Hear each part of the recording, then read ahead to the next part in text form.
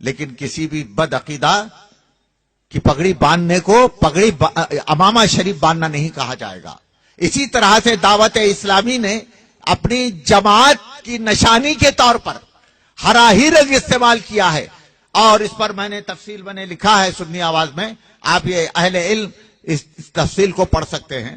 یہ تمہیدی کلمات تھے. تو میرے بعد حضرت تاج الشریعہ مدد اللہ العالی تشریف لائے، خطاب فرمایا، اور یہیں سے انہوں نے اپنا خطاب شروع کیا کہ ابھی اب میرا نام لیا. ابھی سید محمد حسینی نے جو باتیں کہی ہیں ان کے بارے میں ان سے آگے بڑھ کر اور مزید باتیں بتا رہا ہوں. تو حضرت نے اپنی تفصیل بتائی. یہ تمہیدی اس کے بعد ان کا کام تھا. اگر یہ سنجیدہ ہوتے، مفتی عبدالحلیم صاحب جبکہ ناگپور میں رہتے ہیں اور الیاس قادری صاحب براہ راست میری تقریر انٹرنیٹ کے ذریعے سے وہ سن رہے تھے، اگر وہ سنجیدہ ہوتے، ماحول سنجیدگی پر لایا گیا تھا، تو سنجیدہ ماحول کے درمیان گفتگو ہوتی، بہت سارے نزاعی معاملات ختم ہو جاتے. لیکن ایسا نہیں کیا اور معاملہ آگے بڑھا.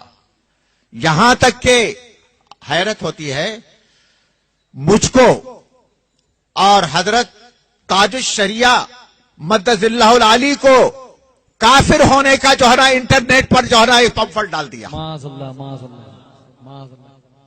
سید محمد حسینی اور تاج الشریعہ کے سامنے انہوں نے یہ الفاظ استعمال کیے، امامے کی توہین کی، اور اعلیٰ حضرت فرماتے ہیں کہ امامے کی توہین کرنے والا کافر ہے. لہذا سید محمد حسینی نے امامے کی توہین کیا، وہ کافر ہوا، اور تاج الشریعہ نے سن کر اور دیگر علماء جو موجود تھے انہوں نے سنا، اور سننے کے بعد اس پر ان کا رد عمل نہیں ہوا، لہذا وہ سب کافر ہو گئے معاذ اللہ.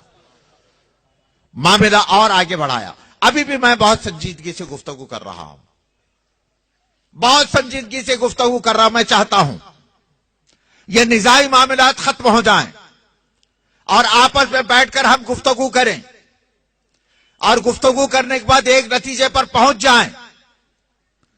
ہمارا سب سے بڑا اعتراض، میرا سب سے بڑا اعتراض، یہ علماء کرام شریعت کے محافظ ہیں، جانتے ہیں، اور ہمارے ایک بزرگ عالم دین یہاں پر بیٹھے ہوئے ہیں، یہ اچھی طرح سے جانتے ہیں. میں انہی سے مسئلہ پوچھتا ہوں، مفتی شعبان علی صاحب سے.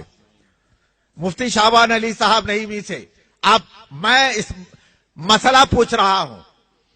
مفتی شعبان علی صاحب، اس بارے میں آپ کیا فرماتے ہیں؟ اردو کا کوئی لفظ ہو یا کسی زبان کا لفظ ہو، اس کے چند معنی آتے ہیں، اور ان معنوں میں مترادف الفاظ ہیں. ان الفاظ میں ایک لفظ یا چند الفاظ تحقیر کی طرف دلالت کرتے ہیں. اس لفظ کو نبی پاک صلی اللہ تعالی علیہ وسلم کی شان اقدس میں استعمال کرنا کیسا ہے؟ دیکھیے ذرا آپ یہ حکم شرع میں اس وقت مستفتی ہوں، ایک عالم دین کی بارگاہ میں استفتاء طلب کر رہا ہوں. عالم دین کا حکم شرع ہے، اب وہ حکم شرع بیان کریں. کیا بات ہے حضرت بابا. کوئی بھی تحقیری لفظ سرکار دو عالم صلی اللہ تعالی علیہ وسلم کے سلسلے میں استعمال کرنا صریحاً کفر ہے. پھر ایک مرتبہ ارشاد فرمائیں. وہ الفاظ کہ جو تحقیر کی طرف جاتے ہیں اور تحقیری معنی رکھتے ہیں، نبی کریم علیہ الصلاۃ والتسلیم کے لیے ان کا استعمال صریحاً کفر ہے. اگر وہ شادی شدہ ہے، اس کی عورت اس کے نکاح سے نکل گئی، اگر وہ بیعت والا ہے تو بیعت سے وہ خارج ہو گیا.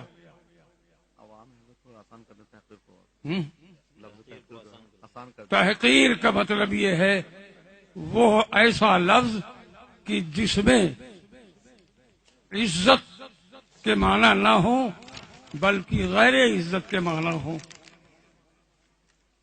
تحقیر کسے کہتے ہیں؟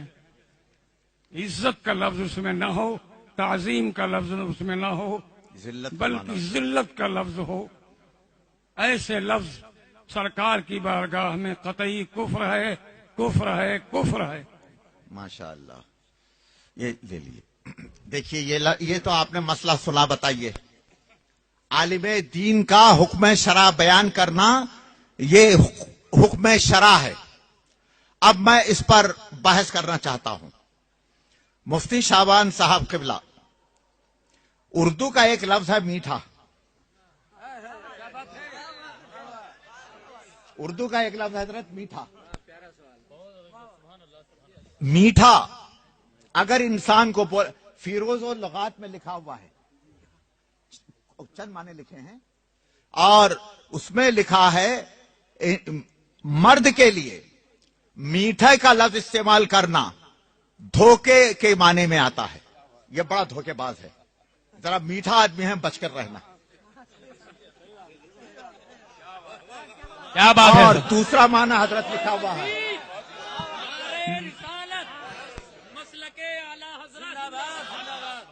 اور دوسرا معنی لکھا ہوا ہے جی جی جی۔ اب دوسرا معنی لکھا، ایک تو معنی ہوا دھوکے باز اور میٹھا ٹھک کہتے ہی ہے، اور دوسرا معنی لکھا ہوا ہے جو آدمی مرد اس کی چال چلن، اٹھنا بیٹھنا، گفتگو کا انداز زنانہ آمیز ہے، جس کو زنخا کہتے ہیں، اس کو زنخا لکھا ہے۔ بتائیے میں اپنے نبی کی بارگاہ میں لفظ برداشت کروں؟ یہ ہو نہیں سکتا۔ نہیں نہیں، نعرہ تکبیر، نعرہ رسالت، علماء اہل سنت، سادات کرام۔ بتائیے نبی کی بارگاہ میں میرے سرکار کو انہوں نے کتنا میٹھا میٹھا میٹھا کہے گا۔ ارے میرا تو یہ کہنا ہے میرے سرکار پاک ہیں اور یہ خود میٹھے ہیں، مفتی عبدالحلیم صاحب میٹھے ہیں، الیاس قادری میٹھے ہیں، بمبئی کے دعوت اسلامی میٹھے ہیں، اور پورے ہندوستان کی دعوت اسلامی والے میٹھے میٹھے ہیں۔ فیض رضا، فیض رضا، زندہ باد زندہ باد، فیض رضا، غداروں پر، مکاروں پر، مکاروں پر۔ حضرت نعرہ تکبیر، نعرہ رسالت، دعوت اسلامی مرد آباد، دعوت اسلامی مرد آباد،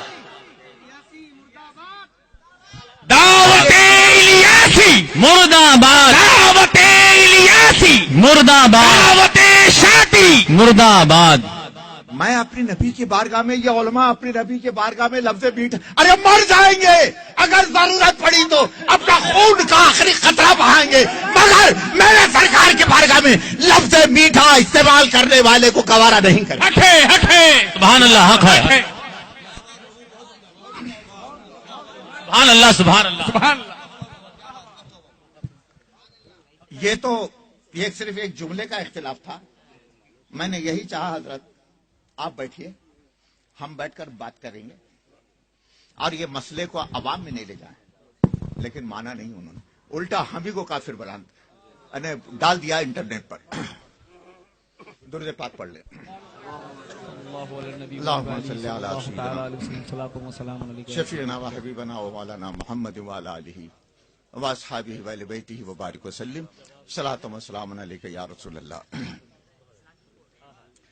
محترم سامعین، دعوت اسلامی سے بہت سارے مسائل، دعوت اسلامی کے دعوت غیر، اب تو ہم ڈنکے کی چوٹ پر کہہ سکتے ہیں دعوت غیر اسلامی،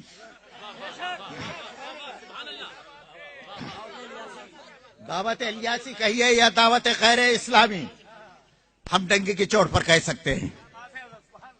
ان کے بارے میں یہ حضور سرکار کا پیغام اتار کے نام، اس میں کیا کیا لکھا ہے؟ اللہ تعالیٰ سلام بھیجتا ہے فرشتوں کے ذریعے سے، ان کو سلام بھیجتا ہے اللہ تعالیٰ فرشتوں کے ذریعے سے، اور اللہ تعالیٰ پیغام بھیجتا ہے، نبی پاک صلی اللہ تعالی علیہ وسلم سلام بھیجتے ہیں ان پر، اور خوابوں کی تو وہ بھرمار ہے، خوابوں کی وہ بھرمار ہے، الیاذ باللہ، اللہ بچائے، اللہ بچائے۔ میرے ہاتھ میں پروف کے طور پر مکتبۃ المدینہ سے چھپی ہوئی کتاب، شاید تمہارا ہی جنازہ نکالنے کے لیے کتاب میرے ہاتھ میں آئی ہے۔ اور مولانا مفتی عبدالعلیم صاحب فرمانے لگے وہ تو خواب ہی تو ہیں، اور خواب پر کیا حکم شرع ہے بیان کر دیں۔ تو میں نے ان سے کہا جھوٹے خواب گڑھنے والے کے بارے میں کیا حکم ہے؟ جھوٹے خواب گڑھنے والے کے بارے میں کیا حکم ہے وہ پہلے بیان کریں، اور دوسرا ٹھیک ہے ان کے اس میں بات لکھا ہے کہ اسلامی بھائی نے یہ خواب دیکھا، ایک اسلامی بھائی نے یہ خواب دیکھا۔ اگر تمہارا کوئی میٹھا بھائی، اگر تمہارا کوئی کسی میٹھے بھائی نے خواب دیکھا، اور ایک خواب ہے حضرت صاحب کو ایک مرتبہ مقام ملا کہ خانہ کعبہ، چہار دیواری جو ہے خانہ کعبہ کے اندر حضرت صاحب تشریف لے گئے، ایک جگہ کونے میں عبادت کرتے ہوئے بیٹھے ہیں۔ تو اتنے میں سرکار پاک صلی اللہ تعالی علیہ وسلم تشریف لائے، ساتھ میں حضرات شیخین کریمین رضی اللہ تعالیٰ عنہما ہیں، اور دیگر صحابہ کرام ہیں، اور سیدنا غوث پاک ہے، اور اعلی حضرت ہے۔ اور غوث پاک سے خطاب کر کے سرکار پاک صلی اللہ علیہ وسلم الیاس قادری کی جس کونے میں وہ بیٹھے تھے، الیاس قادری کی طرف آ کر وہ سرکار فرماتے ہیں یہ ہے زمانے میں سب سے زیادہ مجھ کو چاہنے والا، اور وہ بیٹھا ہی ہے، اور سرکار کو قیام کی حالت میں بتایا خبیث۔ معاذ اللہ، معاذ اللہ، معاذ اللہ۔ یہ ایمان ہے، یہ ایمان ہے مسلمانوں کا، یہ ایمان ہے کہ ہماری محفل میں کوئی اللہ کا نبی صلی اللہ علیہ وسلم تشریف لائے، قیام اسی وقت فرض ہو جاتا ہے سب پر، اور وہ بیٹھے ہی رہا، اور سرکار قیام کی حالت میں تعارف کرا رہے۔ یہ سب بھرا ہوا ہے، اس میں یہ بھرا ہوا ہے۔ اے دعوت اسلامی والو، مفتی عبدالحلیم صاحب سن لو، اور ان کے کارندے سن لیں، الیاس قادری، الیاس اچھی طرح سے سن لے۔ یہ خواب، تم یہ کہتے ہو کہ خواب پر حکم لگاؤ، اب سن لو تمہارے اوپر ہم جو ایک مفتی شرع کے سامنے میں حکم لگا رہا ہوں۔ خواب گڑھنے والوں، اگر کسی نے بےہودہ خواب گڑھا، بےہودہ خواب بیان کیا، جس کے بارے میں خواب بیان کیا اس کا یہ کام تھا لاہور پڑے، توبہ کرے، اپنے برات کا اظہار کرے، اور اعلان کرے میں اس سے بری ہوں، اور بجائے اس کے یہ چھاپ کر جو ہے نا عام کرنا، اس بات کی دلیل ہے کہ تم ان سارے خوابوں سے خوش ہو، اور اپنی ترویج کے لیے، اپنی اشاعت کے لیے، اپنی بڑائی بیان کرنے کے لیے سرکار کا پیغام اتار کے نام سے کتاب چھاپ کر مسلمانوں کو گمراہ کرنے کے لیے بھیجا جا رہا ہے، اور یہ چاہتے ہیں کہ یہ لوگ یہ چاہتے ہیں کہ مسلمان گمراہ ہو جائے۔ لہذا میرا یہ کہنا ہے یہ جماعت گمراہ ہے، گمراہ گر ہے، اس سے بچنا ضروری ہے۔ نعرہ تکبیر، نعرہ رسالت، سید حسینی میاں اشرفی، سید حسینی میاں اشرفی، پاسبان ملت۔ محترم سامعین، اگر خواب ہے حضرت، مختلف خواب دیکھا جاتا ہے، خدا نخواستہ خلاف شریعت کوئی خواب کسی نے دیکھا، بیان کر دیا، کیا واجب ہے اس کے اوپر؟ اپنی برات کا اظہار کرے گا اور اس کو ڈانٹے گا؟ ہلو، آپ بیان کر دیں، چلیے آپ بیان کر دیں، بیان کر دیں۔ اگر کوئی غلط خواب دیکھتا ہے اور غلط خواب بیان کرتا ہے، ڈرتا ہے، تو اس کا مطلب یہ ہے کہ اس خواب سے وہ راضی ہے۔ تو جب اس خواب سے وہ راضی ہے تو اپنے گڑھے ہوئے غلط خواب پر اس کا ایمان و عقیدہ ہے۔ ایسا انسان مسلمانوں کے لائق نہیں ہے، نہ اسے مسلمان کہا جا سکتا ہے، اور نہ مسلمانوں میں رہنے کے قابل ہے۔ देखिए मैंने नारे रिसालत मुफ्ती शाबान अली साहब क़िबला। सुभान अल्लाह सुभान अल्लाह मैंने एक अजीम मुफ्ती से सुभान जो अल्लाह। हमारे दरमियान मेरा जहां तक ख्याल है सबसे मुअम्मर मुफ्ती हैं, उनसे हुक्म शरा हमने बयान किया। इन्होंने जो बयान किया वो हुक्म शरा है, उसका मानना सब पर वाजिब है।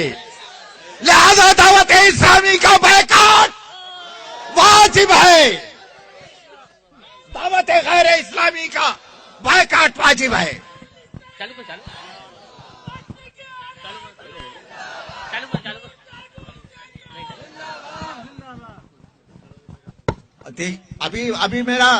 अभी मैं जो कुछ भी बयान देने वाला हूं और लिखने वाला हूं, दावत बेहमदही तबारक व तआला, ये करम है मेरे आला हजरत का मुझ पर, ये मेरे आला हजरत का मुझ पर करम है। जब कभी मसले के आला हजरत पर तूफान बरपा हुआ, बेहमदही तबारक व तआला मेरे आला हजरत ने मुझ पर करम फरमाया। सुभान अल्लाह सुभान अल्लाह सुभान अल्लाह। अब आला हजरत की करम नवाजी हो रही है मुझ पर, और दावत इस्लामी हो, दावत गैर इस्लामी हो, या लफ्ज सुन्नी उस दावत के साथ लगा हुआ हो, सुन्नी दावत इस्लामी कहलाने वाले दोनों का जनाजा इसी बम्बई में हम अहले सुन्नत के हाथों से दफन होने वाला है। क्या बात